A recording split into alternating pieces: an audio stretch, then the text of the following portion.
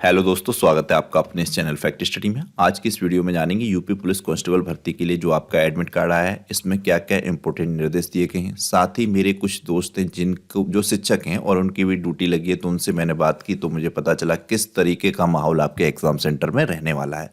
शिक्षकों के लिए भी बड़े कड़े निर्देश जारी किए गए हैं। जिस तरीके से छात्रों के लिए निर्देश हैं, उसी तरीके से शिक्षकों को भी फ़ोन, घड़ी इत्यादि किसी प्रकार का कोई सामग्री मतलब वहाँ पर नहीं ले जानी है जिस विद्यालय में उनकी ड्यूटी है। तो उसको भी जानेंगे किस तरीके के कड़े निर्देश हैं। और आपने एडमिट कार्ड अपना इस साइट पर जाकर डाउनलोड कर लिया होगा, यहाँ पर आप क्लिक करेंगे, फिर आपका अपना रजिस्ट्रेशन नंबर और डेट ऑफ बर्थ फिल करने के बाद आपको इस तरीके का अपना एडमिट कार्ड आ जाएगा, ओपन हो जाएगा। यहाँ पर आपका जो है फोटो होगा, इसके नीचे सिग्नेचर होंगे और यहाँ पर आपका रोल नंबर, कैंडिडेट नेम और वगैरह रजिस्ट्रेशन नंबर, फिर एग्जाम सेंटर कोड, ये आपको वहाँ पर OMR शीट में भी फिल करना होगा। एग्जाम सेंटर नेम यहाँ पर दिया गया होगा, विद्यालय का नाम, और उसके मतलब नियर अबाउट कौन सी प्रसिद्ध जगह के पास है उसको दिया गया होगा। यहाँ पर जिनका भी ये एडमिट कार्ड है उनका एग्जाम है 18 फरवरी 2024 को, यानी कि बिल्कुल लास्ट दिन, और 3:05 से इनका एग्जाम टाइमिंग है। द्वितीय पाली में, चौथी पाली मान लीजिए बिल्कुल लास्ट, इसका बाद एग्जाम नहीं होना है। तो इनको तो बड़ा ही कठिन हो जाएगा मामला। इनको जो मिलता है नॉर्मलाइजेशन, उसमें किसी प्रकार का कोई बेनिफिट होगा नहीं। रिपोर्टिंग टाइम इनका 1 बजे का है। फिर गेट क्लोजिंग विद्यालय का 2:30 बजे। 2:30 बजे के बाद किसी की भी किसी प्रकार की कोई विद्यालय में एंट्री नहीं होगी। गेट फिर 5:05 पर ही खुलेगा।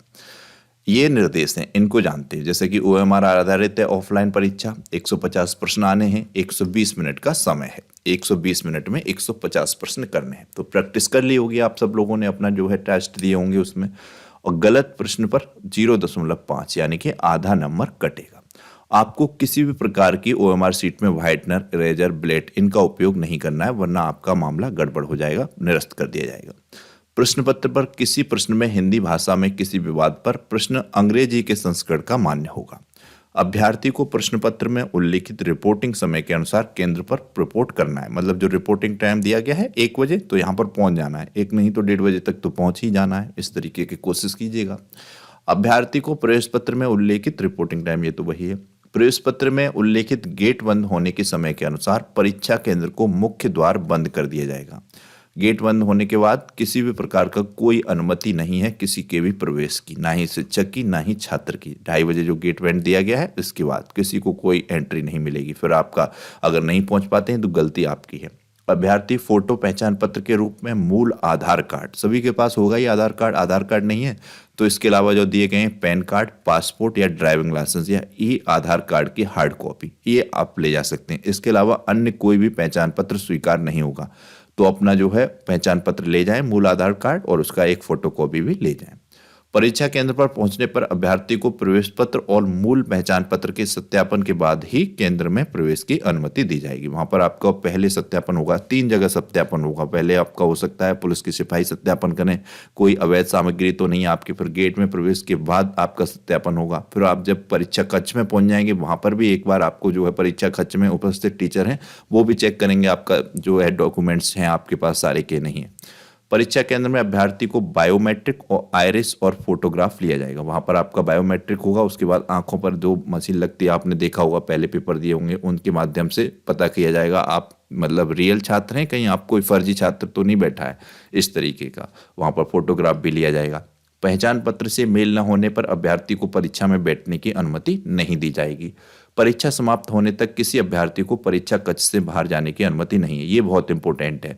12वां पॉइंट जो है, आप 2 घंटे के लिए कहीं नहीं जा सकते। बहुत विशेष किसी की ऐसी मतलब सिचुएशन हो ना जाना पड़े, लेकिन आप कहें कि आप पानी पीने के बहाने जाएं और आप कहें आप टॉयलेट करने के बहाने जाएं, तो ऐसी अनुमति नहीं है। ना ही तो शिक्षकों को ऐसी अनुमति है, ना ही छात्रों को है। शिक्षक कोशिश करें कि वो भी अपना परीक्षा कक्ष छोड़ के जाएं, तो बिल्कुल भी अनुमति नहीं है। विशेष तौर पर बिल्कुल आदेश पारित किए गए हैं कि 2 घंटे जो स्टूडेंट्स अपना पानी या टॉयलेट इस तरीके का कंट्रोल नहीं कर सकते, तो उन्हें पुलिस में जाने का कोई हक नहीं है। तो वो कहते ही नहीं जा सकते, ऐसे आप कोशिश भी न करें।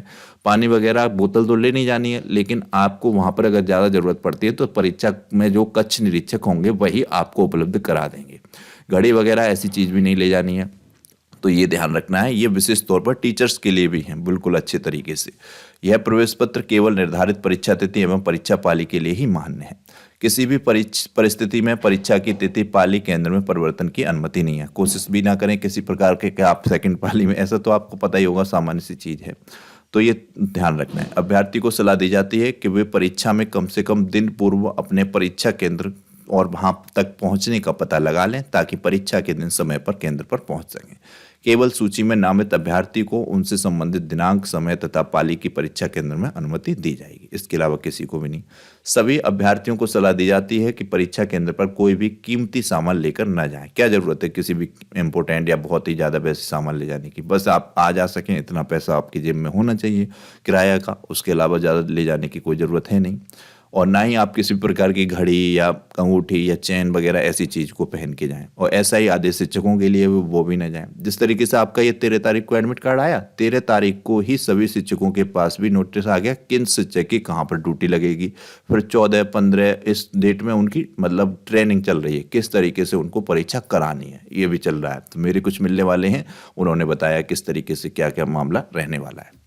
ये 18वां पॉइंट इसमें दिया गया है, अभ्यर्थियों को निम्नलिखित वस्तुओं को परीक्षा कक्ष के अंदर ले जाने की अनुमति नहीं है। ये वही है जैसे कि आप सिर्फ और सिर्फ अपना बॉल पेन ले जाएं, ब्लैक या ब्लू, 1 या 2 ले जा सकते हैं, वहां पर ज़्यादा ले जाने की जरूरत क्या है।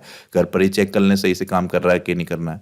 किसी भी प्रकार का कागज का टुकड़ा, ज्यामिति, pencil box, plastic pouch, credit card, debit card, scale, copy, whitener, eraser, blade, long table, ये सब चीज़ें बिल्कुल वर्जित हैं, इनको नहीं ले जाना है, ध्यान रखिएगा।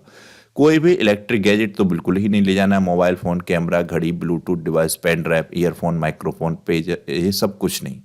कोई भी आभूषण, बटुआ, चश्मा आप नंबर वाला चश्मा तो लगा सकते हैं पर वैसा चश्मे की कोई आवश्यकता नहीं है। हैंडबैग, टोपी, कोई ज़रूरत नहीं। कोई भी खाने का सामान खोला हुआ, पैक किया हुआ बिल्कुल वैध है। पानी की बोतल भी नहीं ले जानी है।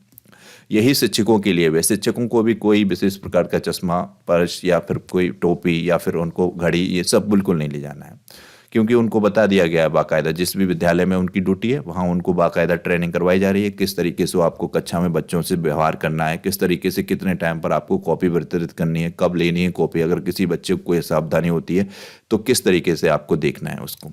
अभ्यर्थी को परीक्षा केंद्र के अंदर प्रवेश पत्र, फोटो पहचान पत्र, पारदर्शी नीला या काला ब्लॉक बॉल पेंट मतलब पेन ले जाना है। पेंसिल, स्याही, स्केच या जेल पेन का उपयोग सख्त वर्जित है। आप सिर्फ बॉल पेन ले जाइए, अच्छा मोटे पॉइंट वाला, जिससे कि गोला आपका जो है OMR सीट का आसानी से भर सके। अभ्यर्थी को उपस्थित पत्रक पर संबंधित विवरण भरते हुए निर्दिष्ट कॉलम में हस्ताक्षर करना अनिवार्य है। वहां पर आपको समझ में ना आए कोई भी चीज़ तो कक्ष निरीक्षक में जो शिक्षक उपस्थित हों उनसे पूछ लीजिएगा कहाँ पर सिग्नेचर करने हैं। वैसे वो जहाँ जहाँ जरूरत होगी सिग्नेचर की, वो सिग्नेचर वहां पर करवा ही लेंगे, जहाँ पे भी जो जैसी भी जरूरत होगी।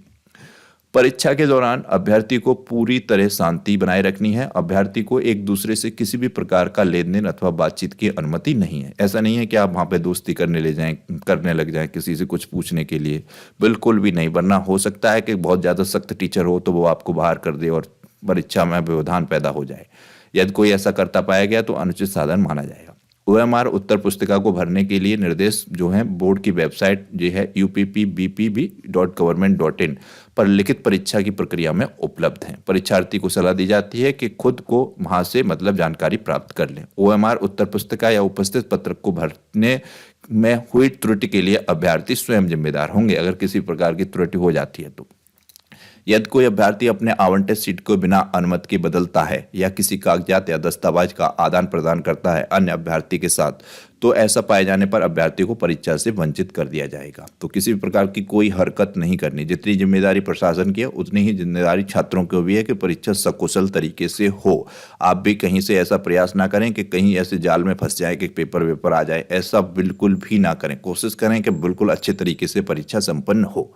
अभ्यर्थी को बोर्ड कक्ष निरीक्षक द्वारा जारी निर्देशों का पालन करना होगा। अनुचित साधनों या निषिद्ध उपकरणों, प्रतिरूपण, अनुशासनहीनता, दुर्व्यवहार और परीक्षा कक्ष में किसी भी अवांछनीय कार्य में शामिल होने से संबंधित कोई भी कार्य करने पर अभ्यर्थन निरस्त कर दिया जाएगा तथा भविष्य की परीक्षाओं से भी वंचित कर दिया जाएगा। इसमें आपराधिक कार्रवाई शुरू करना शामिल है। ऐसा कोई भी काम नहीं करना है जो इलीगल है, वरना आपको आगे की परीक्षाओं के लिए भी मुसीबत पैदा हो सकती है। तो पूर्ण ईमानदारी से आप जाएं और पूर्ण ईमानदारी से अपना पेपर दें। यूपीपीआरपीवी परीक्षा पुनः के निर्धारण पर अधिकार रखता है कि संशोधित परीक्षा तिथि और समय पर यूपीपीआरपीवी की वेबसाइट पर प्रदर्शित कर दिया जाएगा। वैसे तो अब होगा नहीं, वरना ये लाइन ये कहती है कि अगर किसी भी प्रकार से डेट में या कुछ भी आगे बढ़ोतरी या कोई संशोधन होता है तो उसके लिए कोई उन पर प्रेशर नहीं डाल सकता और उसका निर्देश जो है यूपीपीआरपीवी की साइट पर दे दिया जाएगा। परीक्षा प्रक्रिया में सभी मामलों में यूपीपीआरपीवी के निर्णय अंतिम होगा, अभ्यर्थी उसका पालन करना होगा। यह प्रवेश पत्र अभ्यर्थियों द्वारा ऑनलाइन आवेदन में दिए गए विवरण के आधार पर अभ्यर्थी को प्राविधिक रूप से परीक्षा में बैठने के लिए अनुमति प्रदान करता है। अभ्यर्थी की योग्यता सत्यापित नहीं की गई है। इस परीक्षा को उत्तीर्ण करने पर किसी भी व्यक्ति को नियुक्ति रोजगार का अधिकार प्राप्त नहीं होगा। ऐसा नहीं है उत्तीर्ण कर लिया तो आप प्रेशर बनाए गवर्नमेंट पर। गवर्नमेंट ने यहाँ पर निर्देश जारी कर दिया है कि उत्तीर्ण करने के बावजूद भी वो चाहे तो कभी भी परीक्षा को कैंसिल कर सकती है, कुछ भी कर सकती है, नौकरी दे या ना दे उसकी मर्जी है। यह परीक्षा नियुक्ति के लिए पात्रता मापदंडों में से केवल एक है। ये परीक्षा मात्र से आप नहीं हो जाएंगे, आगे की प्रक्रिया में भी आपको शामिल होना होगा, चाहे डॉक्यूमेंट वेरिफिकेशन है, चाहे फिजिकल टेस्ट है। इस तरीके से जानकारी थी। ये शिक्षकों के लिए जारी हुआ था नोट, वो मैंने अपने एक परिचय वाले शिक्षक हैं मित्र हमारे, उनसे प्राप्त किया। उनकी सबकी ट्रेनिंग चल रही है अभी 14, 15, 16 में चलेगी, किस तरीके से आपको 17 और 18 तारीख को परीक्षा करानी है बिना किसी व्यवधान के। वहाँ पर अगर आपका मौजूदा कोई परिचित वाला छात्र मिलता है तो आपको पहले ही वहाँ पर जानकारी दे देनी है, क्योंकि वहाँ पर अंदर किसी प्रकार का कोई विशेष व्यक्ति उपस्थित होगा नहीं। फोन, घड़ी, ये सारी चीज किसी के पास नहीं हो सकती, सिर्फ और सिर्फ हो सकती हैं तो वहां पर जो 3 व्यक्ति होंगे, एक होगा वहां पर सेंटर सुपरिटेंडेंट, CS बोलते हैं, एक ACS मतलब असिस्टेंट सेंटर सुपरिटेंडेंट, और एक कोई अधिकारी हो सकता है पुलिस से जुड़ा हुआ, उन्हीं के पास हो सकती है कोई चीज। उसके बावजूद भी व्यवस्था की जा रही है उत्तर प्रदेश सरकार के द्वारा, जैमर लगाए जाए, किसी प्रकार से कहीं पेपर आउट ना हो जाए। तो यहाँ पर इन्होंने दिया है कि 6 घंटे किस तरीके से बजेंगी, इनमें पालन करते हुए सभी को मतलब पेपर मिलेगा और सारे काम होगा। पहली घंटे का सिग्नल होगा, कक्ष अंत निरीक्षक द्वारा 2 अभ्यर्थियों के सामने प्रश्न पुस्तिका का पैकेट खोला जाएगा 9:45 पर। 10 बजे पेपर होना है प्रथम पालियों के लिए, उनके लिए OMR सीट से संबंधित प्रश्न पत्र पुस्तिका का पेपर खोला जाएगा। प्रश्न पत्र पुस्तिका व OMR सीट का वितरण करना व अभ्यर्थियों द्वारा OMR सीट पर विवरण भरा जाना 9:50 पर, मतलब 10 मिनट दिए जाएंगे कि आप अपना OMR सीट पर फिलिंग कर लें, रोल नंबर वगैरह सारी चीजें। फिर 10 बजे प्रश्न पत्र पुस्तिका की सील को खोलना होगा। प्रश्न पत्र मिल जाएगा 9:50 पर, लेकिन उसको खोलना नहीं है। तीसरी घंटी जब बचेगी 10 बजे, तब आपको खोलना है प्रश्न पत्र को, उसकी जो सील पैक होगा। फिर चौथी घंटी बजेगी परीक्षा प्राप्त होने के मतलब 1 घंटे बाद, 60 मिनट 10 से 11 हो जाएंगे, तब चौथी घंटी आपको पता चल जाएगा कि आपका आधा समय हो गया है। फिर उसके बाद सीधे 11:50 पर आपको सूचित किया जाएगा, क्योंकि वहां पर किसी भी प्रकार के ना शिक्षक के पास ना विद्यार्थी के पास कोई घड़ी है नहीं, तो ये सिर्फ घंटी के माध्यम से पता चलेगा कितना समय हो गया। आपको भी अधिकार नहीं है शिक्षक से पूछ लें कि कितना समय हो गया, कितना समय हो गया। जो पढ़ने वाले स्टूडेंट होंगे वो तो इतना व्यस्त हो जाएंगे अपना पेपर करने में, उन्हें तो पता ही नहीं चलेगा कब समय गुजर गया, 2 घंटे एकदम छूमंतर हो जाएंगे। तो फिर आपको जो है यहाँ पर 5वीं घंटी जब बजेगी तो पता चल जाएगा 11:50 हो गए हैं, आपके पास सिर्फ और सिर्फ 15 मिनट बचे, क्योंकि 12:05 पर परीक्षा समाप्त हो जाएगी पूर्ण रूप से। और इनको आदेश है 11:50 पर ही ये अपने कक्ष के दोनों गेट बंद कर दें और अपना जो है आगे का कार्रवाई स्टूडेंट्स को बता दें कि 10 या 15 मिनट बचे हैं, अब आपका जो है 15 मिनट शेष हैं। और परीक्षा कक्ष से दरवाजे बंद करने के बाद आपका जो भी है OMR सीट सब कलेक्ट करना शुरू कर दें। किस तरीके से उसमें एक प्रति आपको दी जाएगी वो आपको वो अलग करवा देगा कक्ष निरीक्षक, इस तरीके का मामला है। तो यहाँ पर ये है, जैसे केंद्र व्यवस्थापक परीक्षा केंद्र में परीक्षा सकुशल संपन्न कराए जाने हेतु व्यवस्थापकों के लिए उत्तरदायी होंगे। ये सब अंतरिक्षक से जुड़े हुए पॉइंट दिए गए हैं। और अगर किसी भी प्रकार से कोई शिक्षक किसी भी छात्र को बताने का कोई प्रयास करता है, किसी के पास ज़्यादा देर खड़ा होता है, इस तरीके का मामला आता है, तो शिक्षक की भी नौकरी जा सकती है, उस पर भी FIR दर्ज हो सकती है। इस तरीके भी कड़े निर्देश जारी हैं। और शिक्षक भी बिल्कुल कक्ष निरीक्षक से 2 घंटे बाहर नहीं निकल सकता, उसको भी अनुमति नहीं है बिल्कुल भी। तो यहाँ से आपने एडमिट कार्ड डाउनलोड किया ही होगा। ये आपके OMR सीट को किस तरीके से बनना है उससे जुड़े हुए कुछ पॉइंट हमने ऐड किए हैं। OMR ये तो सैंपल पेपर है, इस तरीके से आएगा, तो उसमें अनुक्रमांक भरना है यहाँ पर अंकों में, फिर आपको बड़े सावधानी से गोले भरने हैं। गोले को भरने का आपका अपना तरीका होगा, प्रैक्टिस की होगी, कुछ बीच में पॉइंट रख के भरेंगे, कुछ हो सकता है इसको पहले किनारों से भरें, जो भी आपका तरीका हो, जिससे भी आपने प्रैक्टिस की हो उस तरीके से भरें। उसी तरीके से अगर आपने प्रैक्टिस करी है कि पहले हमने 10 क्वेश्चन को सॉल्व कर लिया, फिर 10 क्वेश्चन भर लिए या 7 में भर लिया, जैसे भी प्रैक्टिस की है उसी के अनुसार चलें। या पूरा पेपर करने वाले होंगे स्टूडेंट्स तो वो पूरा पेपर करके करें। पूरा पेपर करने का कोई मतलब नहीं है, पहले आप मेरे हिसाब से जैसे 20 या 25 क्वेश्चन कर लें तो 20-25 क्वेश्चन का भर लें, या एक पूरा पोर्शन अटेम्प्ट कर लें जैसे हिंदी का या रीजनिंग का, उसको पहले भर लें। बिल्कुल ही अंतिम तक हो तो फिर मामला जमता नहीं है, फिर आपको ये देखना है जैसे भी कर लें। ये 150 क्वेश्चन होंगे आपको करने हैं 2 घंटे में, 150 क्वेश्चन भरना है पूरा का पूरा। सभी क्वेश्चन सही करने हैं, जो क्वेश्चन नहीं आता है उसको छोड़ देना है, वरना आधा नंबर बेफालतू में चला जाएगा। तो ओएमआर शीट को भरने के लिए सिर्फ नीले या काले पेन का प्रयोग करना है, और पेन मोटे पॉइंट वाला बॉल पेन होना चाहिए, वरना जेल पेन से तो पूरा यही गड़बड़ हो जाएगा, फैलता है वो, तो उसका प्रयोग बिल्कुल ना करें। कोशिश करें कि ओएमआर शीट भरने के लिए आप जेल पेन की बजाय बॉल पेन का इस्तेमाल करें। ध्यान रहे कि आप ओएमआर शीट के गोले को पूरा भरें, एक जवाब के लिए सिर्फ एक ही गोला भरें, वरना आपका उत्तर खारिज हो जाएगा और नंबर कट जाएगा। अगर आपने दूसरे वाले पॉइंट भी रख दिया किसी प्रकार के तो वो आपका कोई मतलब नहीं है, फिर पूरा का पूरा गलत और साथ में आधा नंबर भी जाएगा। अगर कोई जवाब नहीं आता है तो उसे खाली छोड़ दें, किसी भी ऑप्शन पर ना तो टिक लगाएं और ना ही आधा गोला भरें। सबसे जरूरी बात है आप ओएमआर को साफ सुथरा भरें। तो जहां पे भी आप पूछ लें क्वेश्चनरी चेक से कहां पर आपके कैंडिडेट के सिग्नेचर होने, वो आप सिग्नेचर अपने कर लें, ये ध्यान रखनी है। तो ये था आज का वीडियो, और यहाँ पर आपको पता चली गया था 13 तारीख को डाउनलोड होना है, वो आपने इस साइट से डाउनलोड कर ही लिया होगा। और 13 तारीख को ही शिक्षकों से जुड़े हुए भी दिशा निर्देश आ गए थे, उनकी कहाँ पर किस तरीके से ड्यूटी है।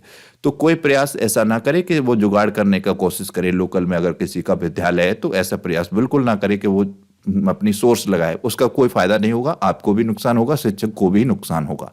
तो ऐसा करने का कोई भी गलती ना करे। ये हेल्पलाइन नंबर था, इस पर आप अपना देख सकते हैं अगर किसी भी प्रकार की असुविधा हो रही है आपको एडमिट कार्ड से रिलेटेड। तो ये आपके 17 और 18 को पेपर होने हैं, 10 से 12 प्रथम पाली और द्वितीय पाली 3 से 5, लेकिन रिपोर्टिंग टाइम पे आपको पहुंचना है। जैसे कि द्वितीय पाली का रिपोर्टिंग टाइम है शायद 1 बजे है, तो 1 से 2 के बीच में तो पहुंच जाए। 2:30 बजे के बाद तो बिल्कुल ही लेट क्लोजिंग है। ऐसे मॉर्निंग वालों का 8 बजे रिपोर्टिंग टाइम होगा तो पहुंच जाना है इसी तरीके से। तो यही थे आज की वीडियो से जुड़े हुए इंपॉर्टेंट पॉइंट्स, आपको जानना जरूरी थे। तो ये वीडियो आपको कैसा लगा प्लीज कमेंट बॉक्स में बताइएगा, वीडियो को लाइक और शेयर कीजिएगा। एक क्वेश्चन रखा है जिससे कि आपका टेस्ट भी हो जाए कैसी तैयारी है। ये करंट अफेयर्स का क्वेश्चन है, कौन सा राज्य भारत की दूसरी सबसे बड़ी अर्थव्यवस्था के रूप में उभरा है।